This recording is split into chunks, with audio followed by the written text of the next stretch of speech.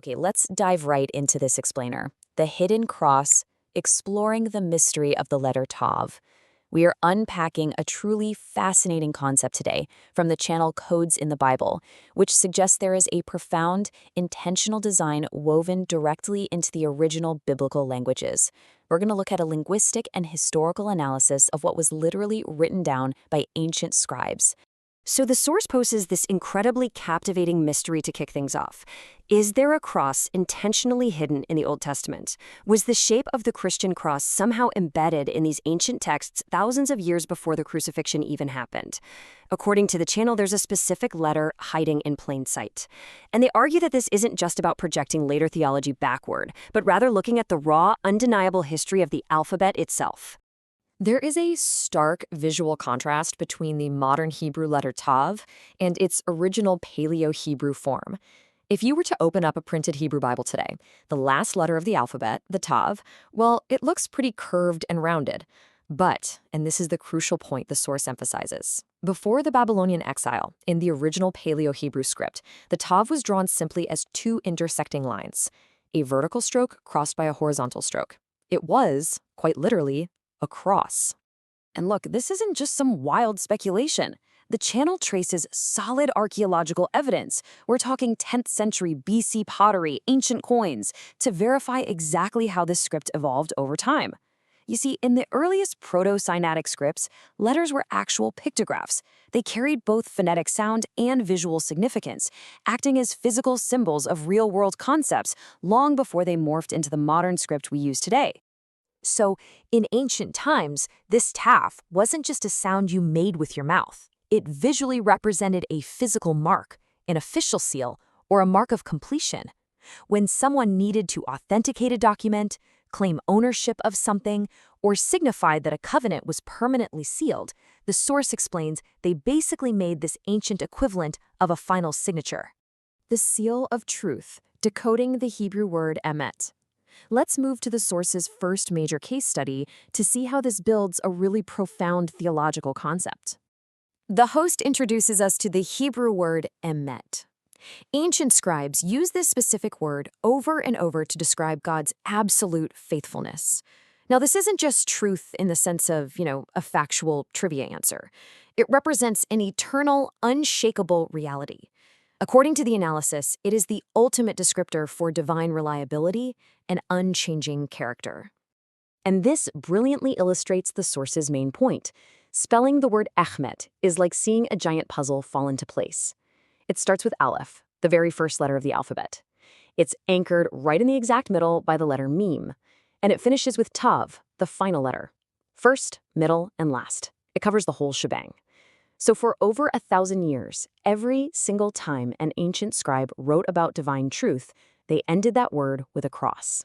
The explainer impartially highlights a really mind-blowing fact here. Long before Christianity ever existed, ancient Talmudic rabbis recognized this specific word as God's authenticating signature. Ancient Jewish thought considered emet to be the literal seal of the Holy One. It's a linguistic structure that essentially tells us, when you want to see the absolute signature on reality, look at the word that encompasses everything from beginning to end and finishes with a cross. Ancient marks of protection, visualizing the first Passover. Building on this, the video points us to the book of Exodus to look at the physical marks of protection used during that event. Okay, let's picture the geometry here for a second as we follow the specific instructions given to the ancient Israelites to protect their homes from judgment. They were told to take the blood of a lamb and apply it to the left doorpost, the right doorpost, and then the horizontal upper lintel. Just mentally step back and look at the shape of what was being constructed on those ancient entryways. The source argues that anyone standing in front of that ancient doorway would see a distinct cross pattern functioning as a divine seal of protection. Sure, it wasn't a full cross reaching all the way to the floor, but the upper portion formed an absolutely undeniable cross shape. According to the channel, this blood functioned identically to the letter Tav, a literal mark of covenant protection declaring ownership and, ultimately, safety. So you might be wondering, is this a one-off thing? Where else does this specific cross-shaped mark show up in ancient texts to protect people from judgment? The channel suggests that the Passover was actually part of a recurring structural pattern. Take the vision in Ezekiel 9, for example. Jerusalem is facing imminent destruction. An angel is instructed to go through the city and save people by placing a mark on the foreheads of the faithful. And the literal Hebrew word used in the text for that protective mark, it's Tav.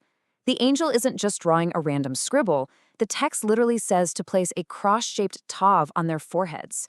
Just like the Passover doorway, this cross-shaped mark offers protection based solely on whose mark they bear. The channel also notes a mysterious, untranslated marker right in the very first verse of the Bible.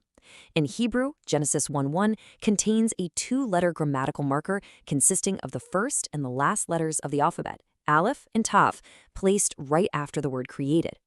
The source reports that some ancient commentators interpreted this as the Creator placing his signature, the beginning and the ending cross-shaped mark, right at the dawn of creation. No way, right? It's literally woven into the first sentence. The Alpha and the Tav, connecting the ancient seal to the New Testament fulfillment. Now, let's pivot to how the source seamlessly connects these ancient linguistic marks directly to Jesus Christ. The video brings up Revelation chapter 1, where Jesus makes a monumental claim. He says, "I am the Alpha and the Omega, the beginning and the end." By claiming the first and last letters of the Greek alphabet, he is claiming to encompass the totality of reality, from creation all the way to the end of history. Now here is a really fascinating cultural translation.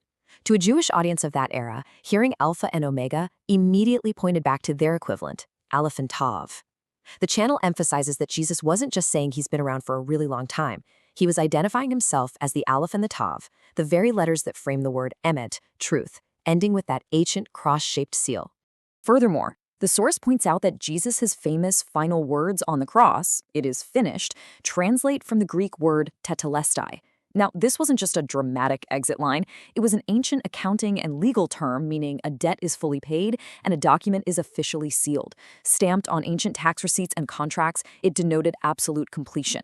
The source suggests that by declaring this, Jesus was speaking the ultimate Tav word. And the channel's central thesis really culminates right here. The explainer concludes this section by stating Jesus literally, physically embodied the final cross-shaped Tav to authenticate God's ultimate covenant. The argument is that the crucifixion wasn't some emergency backup plan. Rather, Jesus fulfilled an ancient, deliberate pattern by dying on intersecting wooden beams that perfectly matched the shape of the letter representing ultimate truth and completion. The ultimate seal. What does this ancient history mean for humanity today? Finally, the video transitions from all this amazing historical and linguistic analysis to a direct present-day application for the viewer. The source cites the Apostle Paul in Ephesians 1 to explain that believers are sealed today with the Holy Spirit. And this act carries the exact same ancient weight of absolute ownership and protection we've been talking about. Just like an ancient king's signet ring made a decree irrevocable, this modern spiritual seal means a person is fully authenticated and protected. It acts as a guarantee, echoing the exact historical function of the letter Ta. So, the crucial point the channel leaves us with is a stark dichotomy from the book of Revelation. They compare the mark of the beast to the seal of the living God. According to the analysis, in the end, there is no neutral ground. Everyone bears a spiritual mark of allegiance. You're either bearing the ancient cross-shaped Tav of divine ownership and protection, or you're bearing a mark of allegiance to a doomed system. To wrap up this explainer, the source leaves us with a seriously profound final question. If this cohesive symbol, the shape of the cross, was always the plan, literally woven into the very fabric of language since the dawn of creation, whose ultimate mark will you choose to bear?